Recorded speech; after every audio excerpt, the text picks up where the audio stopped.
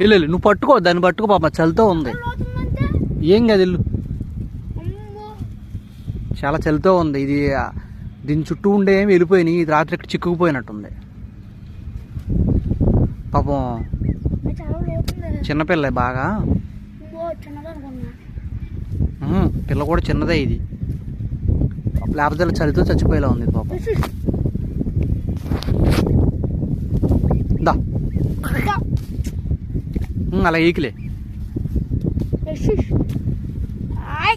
అది అది అది నీటిలో ఈదుతుంది పాపం, అది పైకి ఎక్కలేకపోతుంది ఎందుకంటే చిన్నపిల్ల కదా.